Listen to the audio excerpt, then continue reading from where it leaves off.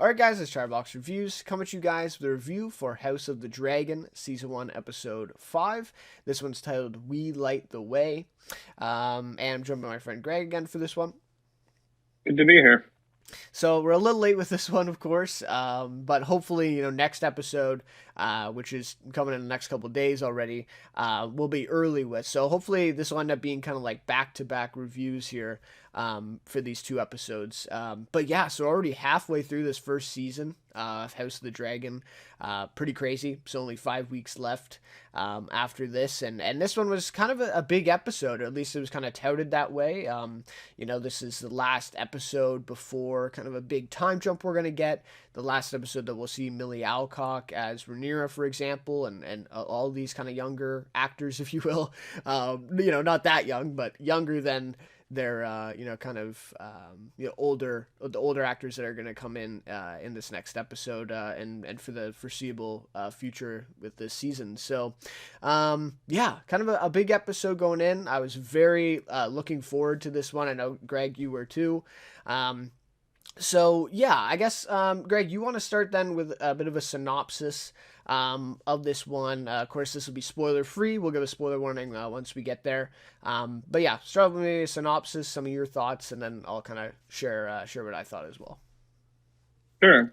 Yeah, I mean, I think we knew going in it was going to be a wedding episode, and that's basically the entirety of the episode is the wedding between Rhaenyra and Laenor. And yeah, so we kind of start off Viserys, Rhaenyra, and their kind of court sail to Driftmark, the seat of House Velaryon, to basically propose a betrothal between Rhaenyra and Laenor. And so we see that. Obviously, it's accepted, and then the wedding, and that's kind of like I said, basically the whole episode. There's a few things here and there that are kind of ancillary to the wedding that happen, different scenes, but generally speaking, this is kind of the fulcrum of the episode. So without giving any spoilers, that's kind of all I can say.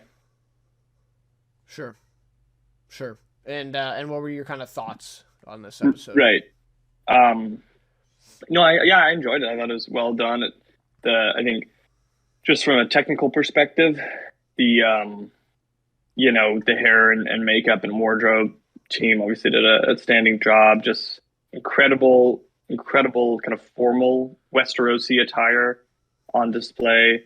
We got a bunch of characters we've met now in kind of the same room. We got, the Velaryons, and obviously, the Targaryens. You got Daemon, Viserys, Rhaenyra. Hightowers as well. The Hightowers, the Lannisters, the Strongs. Basically, everyone we've met up to this point, we get at this wedding.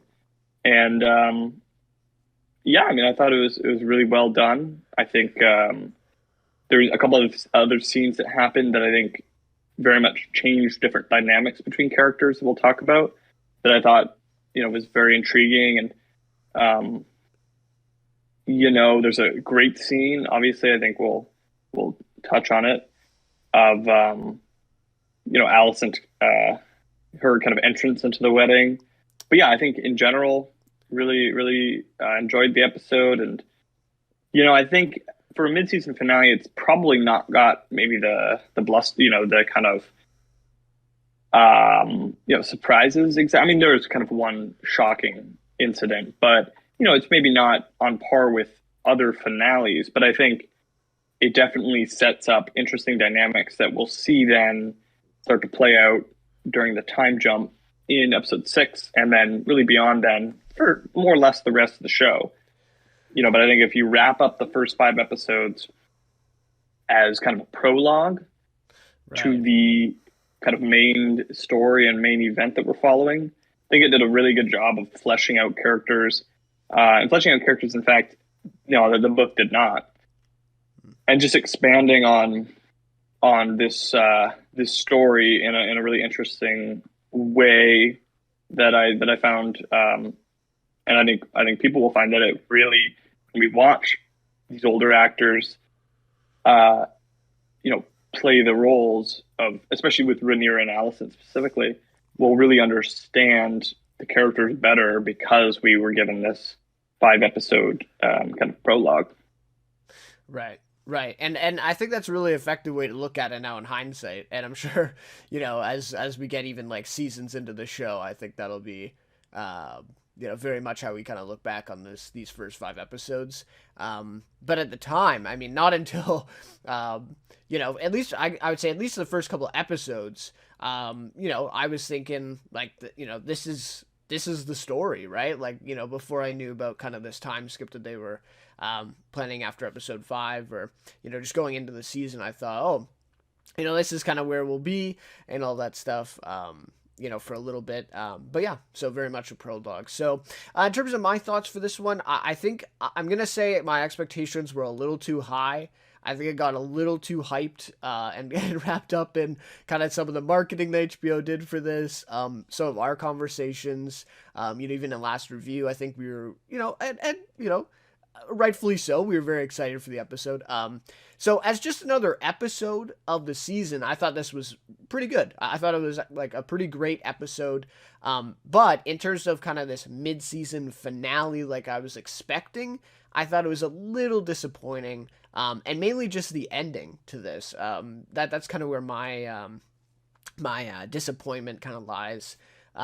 With this one. But like I said, otherwise I thought it was quite a good episode. Not quite on the level of maybe episode 2 and 4, which are probably my favorites so far, but still very good. So anyways, those are kind of our thoughts then, spoiler free. So now we will give a spoiler warning. We have lots of details and stuff to talk about, little kind of intricate kind of things happening at the wedding and all that. So we'll give a spoiler warning now for that. So if you haven't seen the episode, come back once you have. So, all right. So let's start off with the first scene of the episode, which you did talk about in your synopsis, of course, because we didn't want to spoil too much. But yeah, so we get Damon going to the Vale, or where does he go exactly? Is it River Run, or where is he? Yeah, the Vale. The Vale. Okay. Runestone's one of like the major kind of castles there. So the Vale. Yeah. And that's where, Littlefinger goes. Is that where the kind of the hole is too in the floor in Game of Thrones? That whole thing. Yeah, I mean the Vale is where Tyrion is tried in season 1, Game of Thrones. Right. Okay. And then subsequently where Littlefinger kind of rules in the stead of Robin Aaron. Right. Yes. Yeah. Yeah. Okay, yeah. So anyway, so Damon goes here. He ambushes his wife, Lady Rhea, I think. And we actually see her first. I really like the whole way that this scene was made.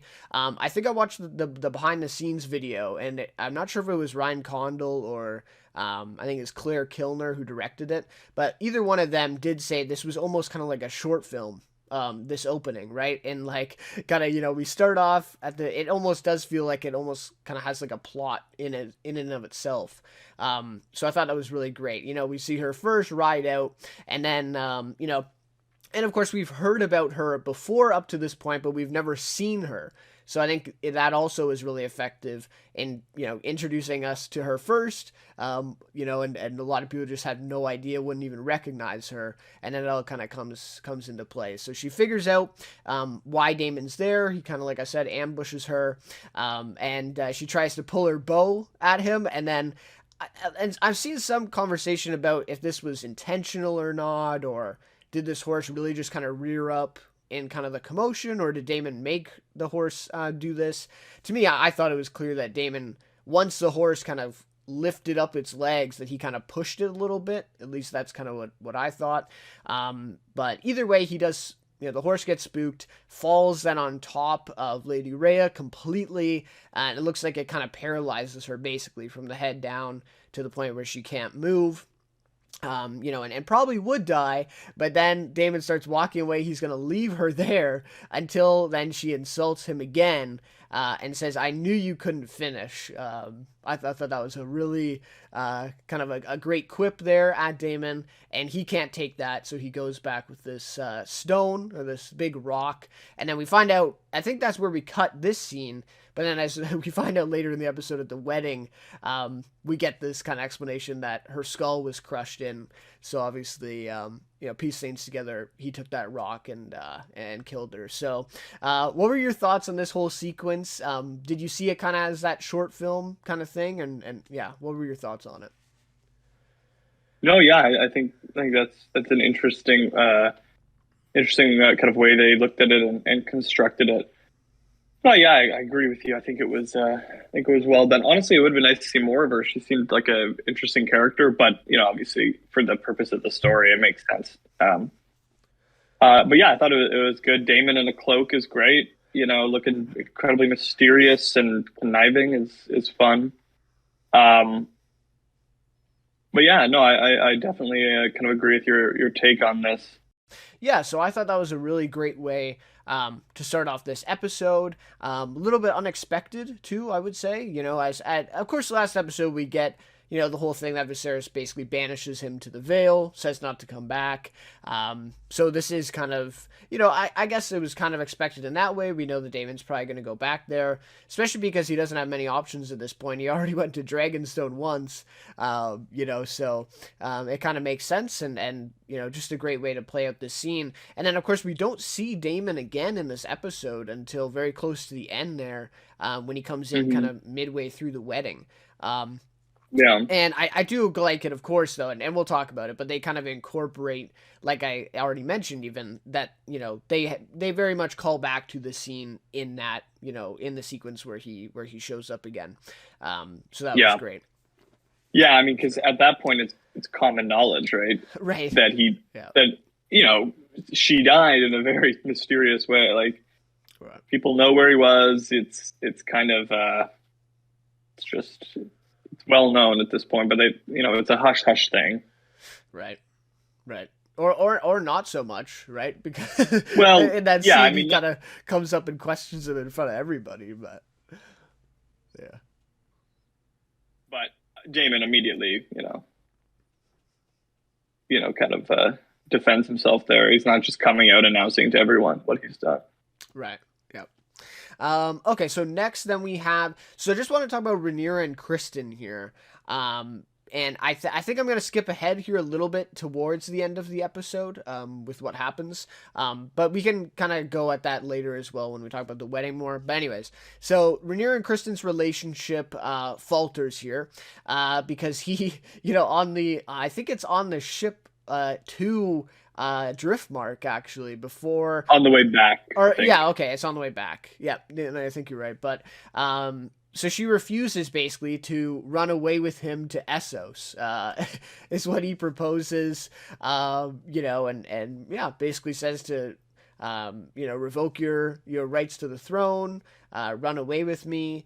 And I just thought this was such an interesting scene, to see Rhaenyra, and the way they've kind of, built up that she's, rebellious, that she doesn't really like this lifestyle of being, the royal kind of traditions and having to go along with all that stuff. But I really like this scene because it's basically showing where she draws the line, right? It's that, yeah, she is all these things, but at the end of the day, she is not giving up, this path to the throne. And certainly not for Kristen at this point. I think Kristen, thinks that she, is more invested than I think she actually is, obviously, in this relationship.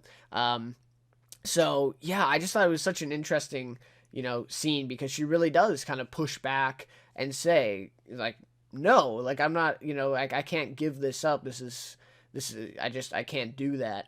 And I think there is also a kind of side to this of, like, she doesn't really want to be poor and live in Essos with him. I think there's also a degree to that. Like, she's never experienced that in her life. And so, yeah, we see her, kind of amongst the common folk in last episode on the streets. Looked like she was enjoying herself. But put her there for, a week, maybe a month, maybe a year.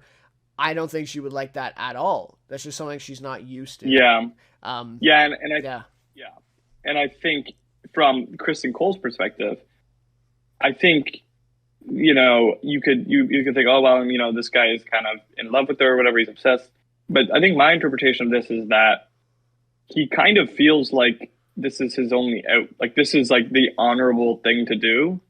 because Right. after she rejects him, he's immediately talking about how he's soiled his cloak and everything. And like, I think obviously, there's, they do have this connection, but I think more than anything, it was actually just, he didn't feel, or not secure, but he didn't feel comfortable leading this life anymore as a knight of the Kingsguard. And he Right. felt, he definitely, I think, has a lot of remorse for the night that they spent together. And, I think one could assume the nights that have followed potentially. Right. So, yeah, I mean, I think it's an interesting dynamic with both characters. I don't think it's one lusting after another exactly. I think it's Kristen basically just trying to. This is his way of honoring, living an honorable life. Is that, well, he did this, so he'll pay, but he'll marry her, and it will be, kind of a more honest way of living in his mind. Yeah, and I agree with that. I think that's a great point. But do you also agree, or I guess which side of this relationship do you like? Do you think that Kristen, maybe thinks more of this relationship than Rhaenyra does, or vice versa? What do you think about that kind of dynamic of that? Definitely, he.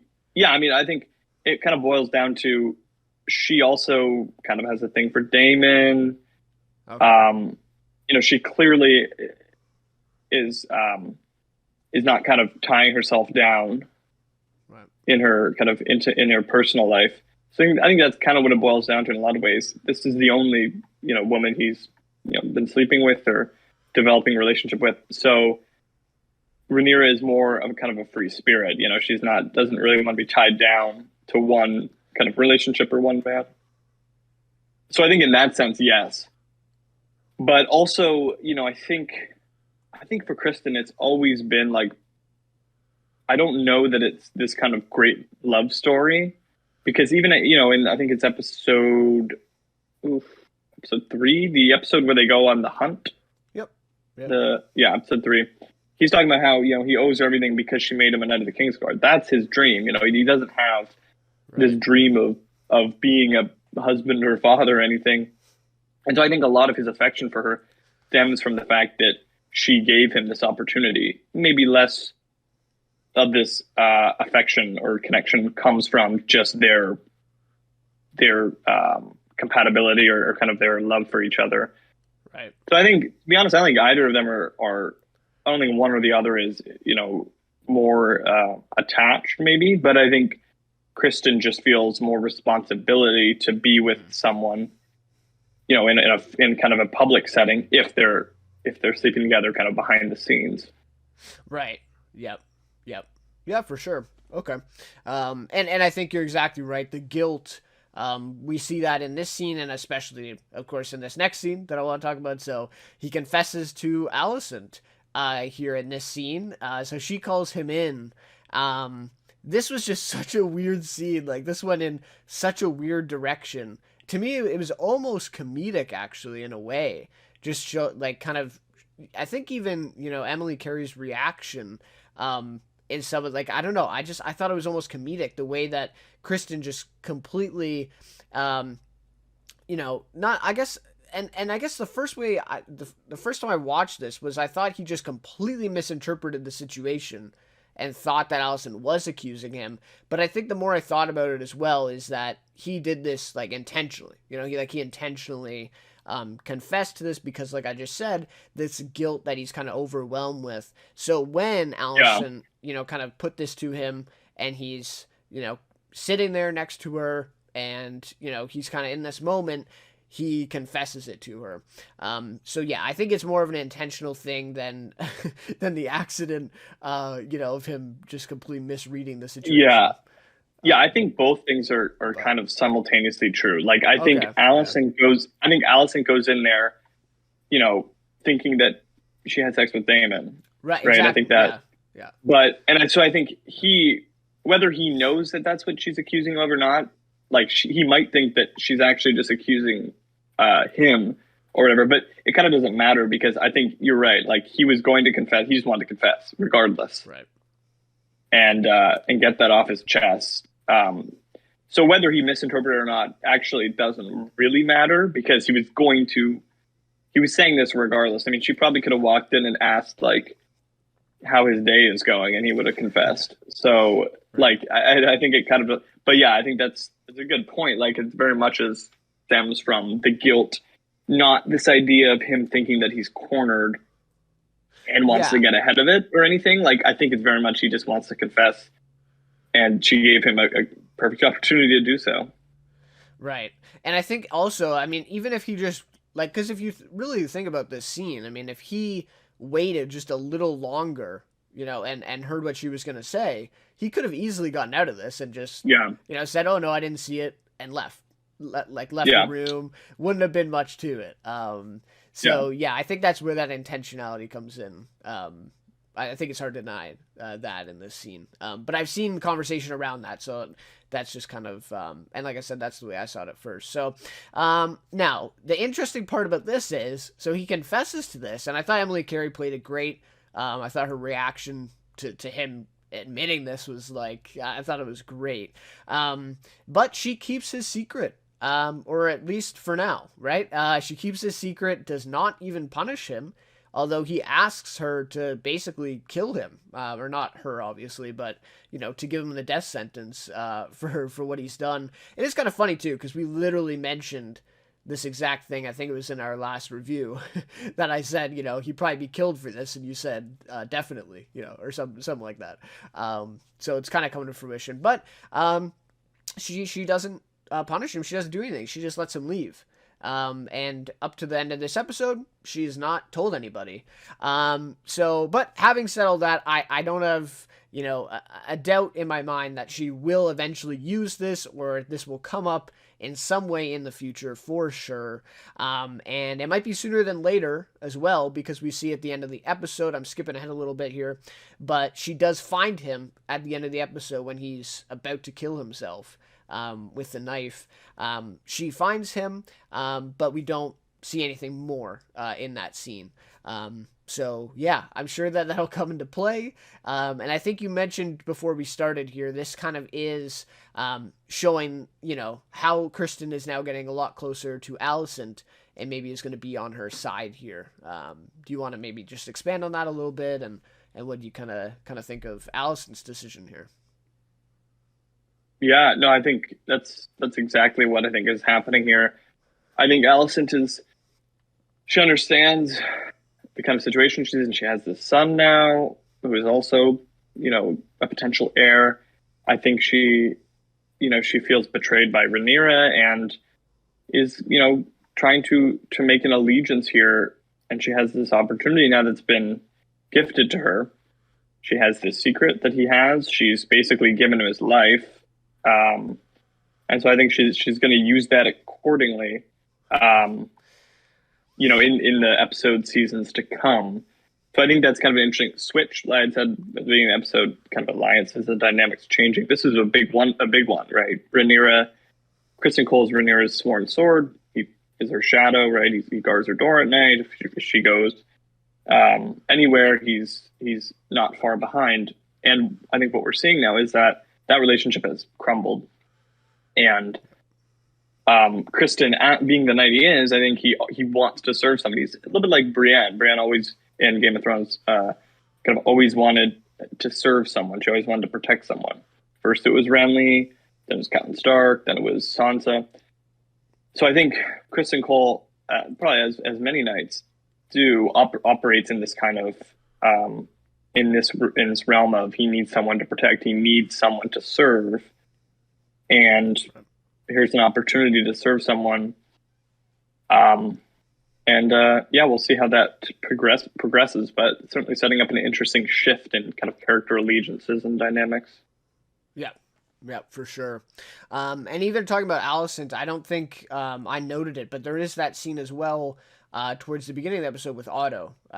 So that's the last we see of Otto for this kind of before the time skip here. And we also get that scene too. Not much happens. He basically just tells her, prepare Aegon to rule. And I think that very much sets in motion, though, a lot of these events in the episode, and we see Alicent. I think you even mentioned last episode that it's kind of, she was starting to get into the game pretty much, and Yeah. start to be a player. And so I think that scene kind of really sets up then what we kind of see in this episode, and her, now having something to use, in this game, if you will, or a pawn. And now she's taking advantage of that very much so. So yeah, definitely interesting there with Alicent. And obviously she's going to be a huge character going forward. I'd say probably even bigger than what she was in this first 5 episodes, for sure. Yeah. So it's gonna be good. I think they did a good job of kind of setting her up towards the end here. But at the beginning there wasn't a whole lot there. So it's been kind of a good progression up to this point. So. Okay. So we haven't even talked about them going to Driftmark yet. I thought we'd mention that, and then of course we'll get to the big wedding sequence. So, Viserys, Rhaenyra, and Lionel, the new hand, Lionel Strong, and I thought he's so deserving of the new hand position. He's been loyal and kind of given some great advice throughout the first episodes here. So. Kind of nice to see. So anyways, they arrive at Driftmark. We see Viserys asks Corlys and Rhaenys for them to approve Laenor to be wed to Rhaenyra. Which they do. So Corlys does agree on some conditions. So I think we get a couple of conditions. I don't really remember, but the ones that stick out are that they're gonna take the last name Valerian, except for when their children take the throne, and then they'll be known as a Targaryen, and then that'll continue the Targaryen rule. Which I thought was interesting, and Corlys does kind of concede to that, which is kind of interesting. So one of the biggest things though that stuck out to me about this kind of sequence here is this great scene between Rhaenys and Corlys, I thought. And I think you've talked about it before. Rhaenys has not been in much of these episodes at all. And I've really liked almost every scene that she's been in. I think Eve Best does a great job.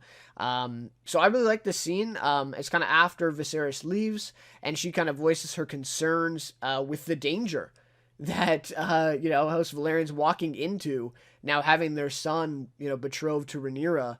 And once Viserys dies, now Rhaenyra is going to be supposedly taking the throne, but now we're gonna have Aegon in the mix, and we've already, Otto's already said that even in this episode there's gonna be a war once that happens. So anyway, she's just trying to kind of voice these concerns about what they're walking into here, and then she also reveals to us that Laenor is gay in this scene as well. I think she says it's his nature, something like that, but it's pretty obvious what she's alluding to there, and it seems like it's pretty open that he is as well. Seen a lot of comparisons obviously to Renly from Game of Thrones, and to me at least this almost seems more open though than what the Renly situation was. Am I on the right track here? Like, it seems like a lot of people knew this about Laenor, whereas Renly, it was still kind of hidden. Yeah, I think it's pretty comparable, actually. I mean, Pretty I similar? think, Okay. like, if you go back and watch, I mean, it's kind of common, anyone who's talking about him, it could be Littlefinger, it could be Tyrion, kind of anyone at court, and frankly, any of the High Lords, I think all kind of knew Renly was gay. Okay. And I think it's a similar thing with Laenor, especially, in this scene, we see obviously his parents who are aware. But yeah, I think it's pretty comparable because neither of them were openly gay. Obviously, that would not have been accepted at the time. Both are doing it kind of clandestinely, and I think it's probably pretty comparable. Okay. Okay. I just thought, like, especially in Driftmark, even like when Viserys arrives, I don't know. I got the kind of feeling that it was kind of more. I don't know. I just felt like it was more openly known, at least in Driftmark. But you are right. I mean, even like the lords kind of knew about Laenor as well, and Renly. So, but definitely that comparison is going to come up for sure in this kind of conversation. So, And then, of course, we see the next scene. Before that, we see him kind of, fencing or practicing with this other man, I guess, or boy. How old is Lenore at this point in the story? Probably about the same age as Rhaenyra, somewhere between 16 and 18, I would think. Okay. Okay. And so this guy's named Joffrey, which is interesting. I saw a lot of comments about that, of course. And so then we see the scene between the two of them. So this kind of, right after Rhaenys talks about it, then we see this scene, or maybe this scene was before. Anyways, so we get that. So then after this, we also see Rhaenyra, that's perfect. Rhaenyra and Laenor mutually agree to what will essentially be kind of this open marriage. Where they're kind of walking on the beach here. They will basically produce heirs together and not much else, right? They'll perform their duties to the realm, and that's about it, right? Basically, their marriage will just be for show, while they're actually romantically involved with other people. And at this point in the episode, because you're right, this is before the Kristen discussion, it does seem like Rhaenyra is going to be with Kristen, Laenor is going to be with Joffrey, and that's just kind of, they're both very happy with the way that works out. So, having said all that, what were your thoughts on the Corlys and Rhaenys stuff, and this kind of open relationship marriage that Rhaenyra and Laenor discuss? I thought it was great. I mean, I like any scenes with Corlys and Rhaenys, and Yeah, I think it was interesting. I think it was perfectly on brand for his character that he feels disrespected by the king for having rejected his proposal. Back when he proposed his daughter Lena to marry the king, right. and he obviously kind of leaves the small council. I mean, to go to war, but I think also he didn't feel like he could continue there on the small council either for his own personal reasons. And then he didn't really feel like the king backed him in the stepstones. But when there's a chance to increase his house's standing and get a direct line to the throne, he'll take it. It's not he holds no grudges like that. He's an astute lord, and so I think that was great. I was wondering if maybe he would push back a little or something, but I'm glad he didn't. I just think it makes a lot more sense. And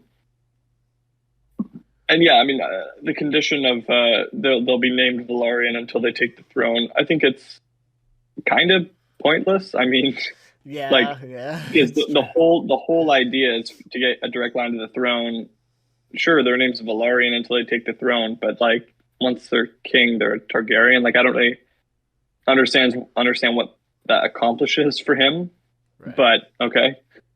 And then I would assume, if their second son would then be the heir to Driftmark. I would assume that the king, their first son, would just be king. I don't really know. So then the next son would just be a Velaryon and Lord of Driftmark, I guess. I'm not really sure how they would handle that.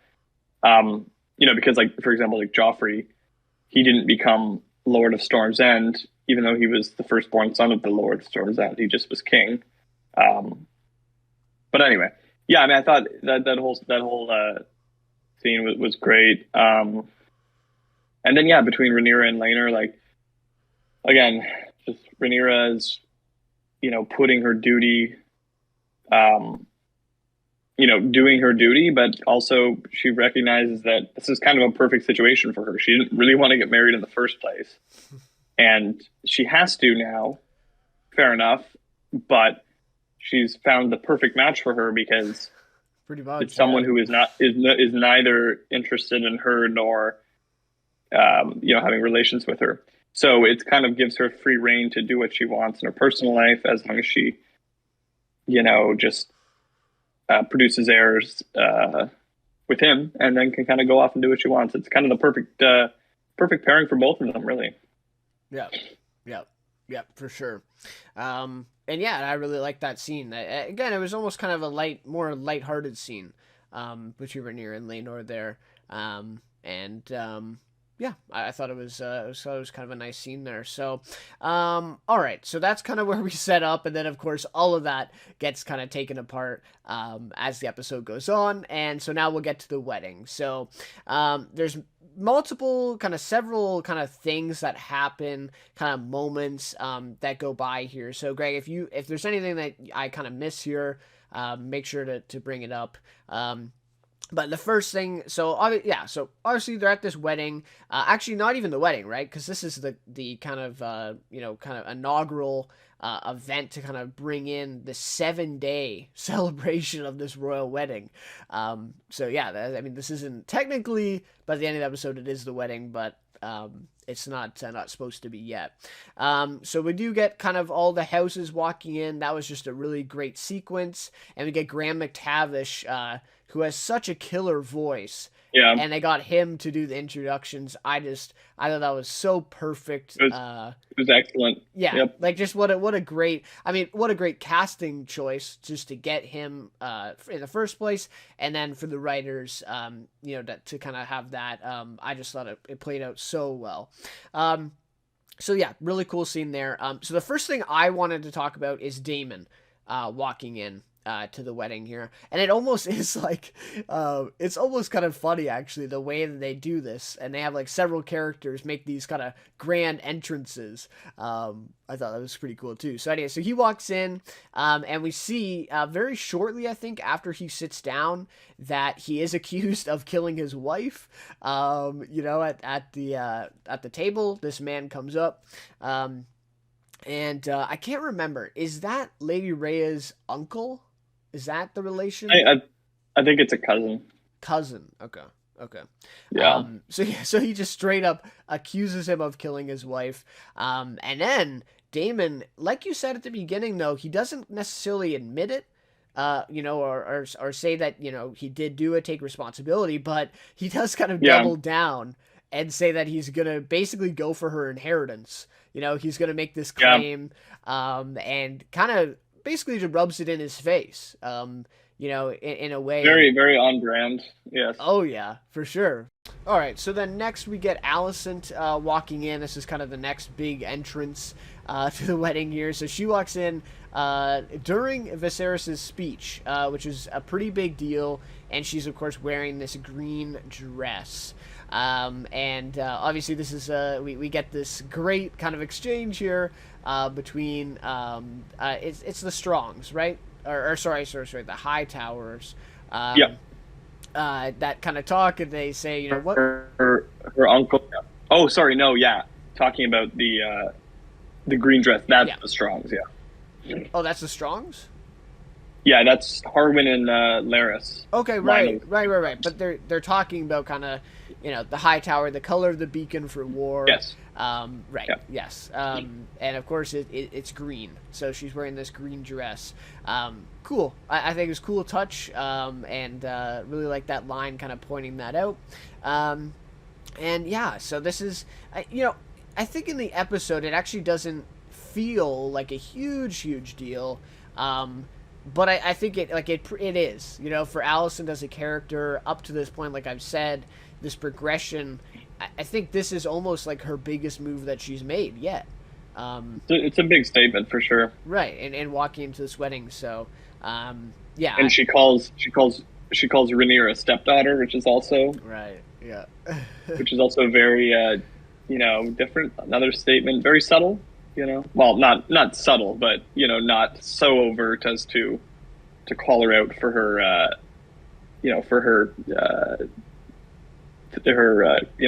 affair, or not affair, but her having sex with Kristen. Right. But still, very much indicating that, and Alicent had defended Rhaenyra quite a bit, even after she married Viserys, but very much now a divergence from that. In that, kind of seems like, man, it's over. Like, you lied to me, you went off and were reckless or whatever, and this is a very different relationship now, I think. Right.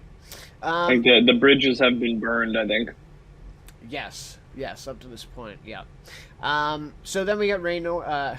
I keep saying Rhaenor. I mean, it works, I guess, but Rhaenyra and Laenor dance. Yeah, it's their couple. Yeah, yeah. They dance together, which I was like kind of cringing at. I'm not gonna like not like the way that they did it. I just like this was like a little too much with them doing like the dance and putting their arms out together and like Hmm. it was a little cringeworthy, but I get it. It was kind of a cool sequence to show that, and then we get the kind of drums playing as well. And so then this was kind of a big thing again, kind of a big thing that happened, but maybe only like a minute of screen time, and it was kind of subtle. But it's this Damon and Helena uh, kind of interaction Lena. here. Lena, is that Yeah, Lena? Lena. Okay, okay. And so they kind of eye each other here at the table that they're at, and then they briefly dance together. At I think it's like when Rhaenyra and Laenor are dancing as well. It's kind of the same time where they kind of bring everybody else up. So this is obviously setting up something between them in the future. And to jump ahead here, the preview for next episode looks like they are together, and they've been together for a little bit. So yeah, I thought this was kind of again just more of like kind of a subtle little thing in there of kind of setting this up to the point where they're gonna get married here, or at least that's where the preview looks like it's going. So you got that too, right? That's kind of what they're leading to here. Yeah. Yeah. Okay. That's it. Well, I don't want to give anything away. I mean, Right. Okay. Fair enough. one could extract that one could come to the conclusion from what we've seen that may be the case, but we'll Right. see. Okay. So then, this is one of my favorite scenes of the episode. Probably not surprising, but Damon dances with Rhaenyra for maybe, a minute or so. And this is just such a great sequence. Thought the directing here was just great. Getting Viserys's kind of face as he's like kind of worried, trying to see Damon in the crowd, and Damon kind of grabs Rhaenyra's face as well. And yeah, I just thought this was such a great sequence the way they did this. So she kind of taunts Damon, I guess. I'm not sure that's quite the word for it, but she kind of talks to him, and basically is telling him, take me away from Laenor. I'm not married yet. So maybe it's not too late for the two of us to be together. And like she doesn't necessarily want this stuff. It's just that she's, telling Damon all of this. And she says that break through the Kingsguard, kill Viserys, because that's what it's gonna have to take for her to actually, for them to get married. And yeah, now that his wife is dead, he's free. Now they can get married, all this stuff. So she's kind of just, I guess taunting Damon basically with all this stuff that, Hmm. I'm not. I don't think she wants any of that. I'm not sure that she would be, um, um, maybe completely against that stuff as we've seen. But yeah, it's definitely this kind of taunting thing. And I think I told you before we started, but I kind of wish this is where we went with the end of the episode here. I didn't think it was realistic, but I just thought that like what a insane kind of sequence that would have been. Imagine Damon tries to go and kill Viserys, and this actually he takes her away, and this plays out.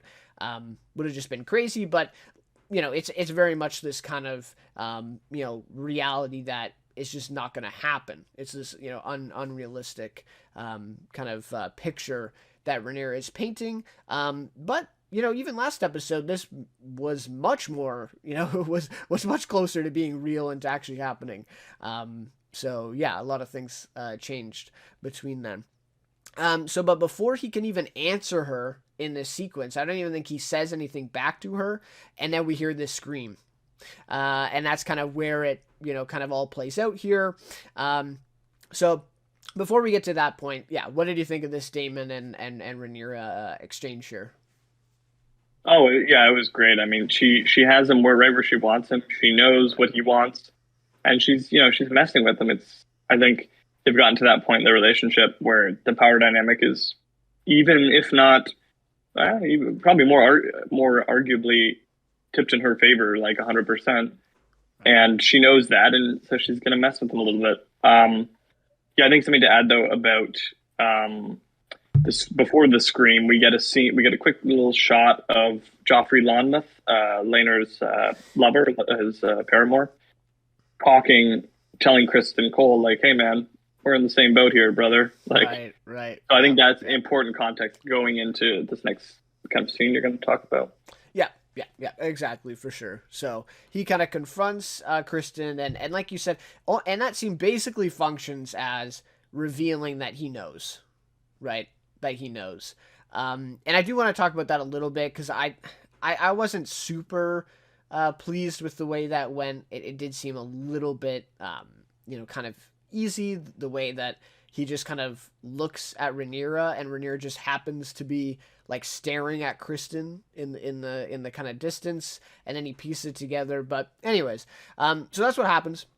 He reveals and to be fair though, he doesn't know 100% for sure, but then once he goes and talks to Kristen there, he definitely knows it's true, the way that Kristen reacts, or pretty much doesn't react, actually. So we hear the scream, we see Kristen beat this Joffrey guy to death, and just brutally. I mean, even the way that they show how I think he like takes his face and just kind of like swipes at it pretty much, and he's just like lifeless. I mean, this guy's just beaten to a pulp at this point. So, kind of an intense kind of sequence. They build up this tension really well with the drums playing and all this stuff. And during this chaos, I think you pointed out too, the scene you really like, Harwin Strong coming in and coming to the rescue of Rhaenyra. And we get a few other kind of sequence, like, something like that. But the big thing here is that Daemon is nowhere to be found. At the end of the scene, we have no idea where he went. So again, that is a question that I definitely had. So then the next scene after that kind of big thing plays out there, with Joffrey getting beat to death by Kristen. Then we get this marriage. So Viserys kind of expedites this thing, says, screw the 7 days. We're just, you guys are just going to get married now. So they do. They do get married, and it's made official. But even in this scene, we see Laenor is openly crying. Obviously sad about Joffrey's death. Broken really at this for their relationship that they had, and that's kind of how it goes. It's a very kind of really somber mood to this supposed to be joyous occasion of getting married. And then Viserys collapses. He collapses on the floor, and I think that's basically where we end this episode. So, what were your thoughts on this kind of big sequence with Kristen kind of losing control here, and then the expedited marriage here at the end? Yeah, I think what you said about how kind of Joffrey pieces it together, a little bit forced, but yeah, I mean, it was Kristen Cole has snapped officially. And, I think it's just interesting, just the lack of repercussions, because, Joffrey Lamont is not, he's not a noble, he's not really a noble. He's basically like a household knight for House Velaryon, and it's just kind of interesting to see that, the kind of the lack of repercussions there. But yeah, and then that the actual ceremony, just close family and friends, well, not just the parents really. That was well done. I thought they really captured the mood of however everyone's just kind of overwhelmed. I think everyone's just in shock. And then Viserys collapses, and how much longer does he have? We don't know, but we know that he's going to be in next episode, and that's a time jump, and he looks quite decrepit. So, right, and we'll see. But I wanted to get your opinion quick on the whole Viserys thing, especially you read the material here. How do you feel about the way that they've portrayed him so far, especially in these last couple episodes, in being really in bad shape, for now taking him 10 years in the future and he's still alive? What do you think of that, and do you think they maybe overdid it maybe in these first episodes, making him look the way that they did? well, I don't. Perhaps I think prior to obviously he's in bad shape, but he can walk. He can he's not in such a state where he's on the precipice of dying. Like he's lost his fingers. He has all these, scabs. All these, um, all of these different kind of this ailment that's been really been with him for a while. But it's not as if he is, like I said, he can still kind of move around. So I think it's believable enough to think that he could, especially living a very pampered life. He, if need be, he can just kind of just stay in his bed. He doesn't really have to do anything. Right. So I think, perhaps maybe a bit overdone, but I think it's also kind of within the realm of reality here.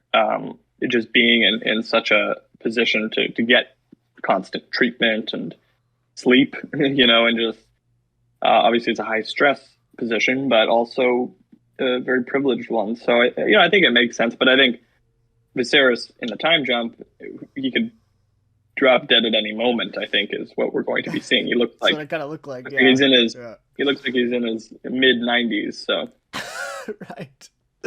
Right. Yeah. Yeah. Okay. So that's basically where we end off the episode. And yeah, so I guess just most of my disappointment with the episode, like I said, is with this ending. I just thought there too many things were left open ended. And I thought it was a little anticlimactic as well. Based on the setup here. With Joffrey's death, it is kind of this big event, Kristen killing him. But again, this is where I come in and admit that my expectations were too high, because I was expecting, something big to happen with kind of a main character or something like this. And I think, you made a good point to me as well, and that, we're only in episode 5 of season 1. You think to Game of Thrones, I mean, there really wasn't even a battle episode in season 1. It was, of course, Ned Stark's death in episode 9. So, I think we have have to have some patience. I think that's something I learned as well in seeing this. Now, I'm not trying to discount what happened. It is kind of a big event, and I think it'll play a large part in Christian's role going forward, and him kind of going towards Alicent, which it seems to be an important dynamic in the future, between Alicent and Rhaenyra. So yeah, I just thought, though, especially the Daemon thing to me was a big thing in having him just kind of disappear at the end of the episode here, and not showing him at all. I mean, you could have maybe just had a quick cut of him leaving or running out of this wedding. I wasn't a huge fan of that. It felt a little rushed in that way. Where I thought we could have tied up a couple more things here, with Daemon, and even the way that Kristen ends too. I thought we could have maybe fleshed, that scene that Alicent, discovers him. I thought that was going to play out, and we were going to see like a couple minutes of them talking, but we didn't. They just kind of cut it there. And so for us to now skip ahead 10 years, it feels like a lot of stuff, and like I said, I mean, I'm sure in the coming episodes we will address a lot of these things, and we'll kind of get explained, what happened, or at least just see the way that these dynamics played out. But as of right now, those are just kind of my thoughts. How did you feel about this as kind of this mid-season finale, and how it kind of tied things up before the big time jump here into next episode? I think it is very much about setting up the relationships to come, with Kristen and Rhaenyra, Alicent, Daemon and Rhaenyra, Corlys and Viserys, and Rhaenys and Corlys, and their relationship with the crown. Right. And so I think it did that effectively. Sure, yeah, you didn't have the wow factor or anything too crazy. I mean, somebody died at a wedding, but it wasn't anyone that we had known for more than an episode. But yeah, I think I think it's very much. I think it's less about wrapping up the prologue and more about setting up the kind of main story, if that makes sense.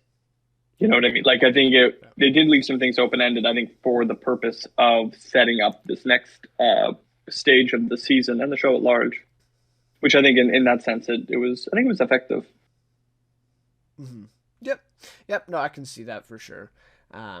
going forward. And like I said, I'm sure the next episodes will kind of, especially next episode, kind of coming back from that big time jump. I think we'll see and probably hear a lot of, what happened in between, and see where these relationships and these dynamics are now 10 years later. So so in terms of next episode, quick, obviously time jump, we'll see Emma Darcy, Olivia Cook. We also see the actor for Aegon as well. I've seen everybody saying that he kind of looks like the Mike from Stranger Things, Finn Wolfhard. It's kind of funny comparison there. But we do see him in the trailer as well. It seems like Alicent and Rhaenyra are very much at odds. We see, I think in the trailer, Alicent like requests to see her. And, obviously it looks like Rhaenyra has also had babies, or at least she's holding a baby at that point. So yeah, a lot has changed. And I'm sure we'll kind of, come back to a very different, look at these characters. But anyways, anything stuck out to you about the next episode preview there? Yeah, just a lot of new characters. I think a lot of Alicent has kids, Rhaenyra has kids. Yeah, I think it's looking forward to it. Yeah, for sure. Also, So, Viserys's aging, I think is a big point. yes. Yep. So yeah, definitely looking forward to that one. Like I said, hopefully we'll be kind of back soon here with the review for episode 6. Looking forward to it. But anyways, thank you guys so much for watching this one. Then, obviously share your thoughts. I'd love to discuss this episode with you guys as always. But thanks, Greg, for coming along for this one again. My pleasure.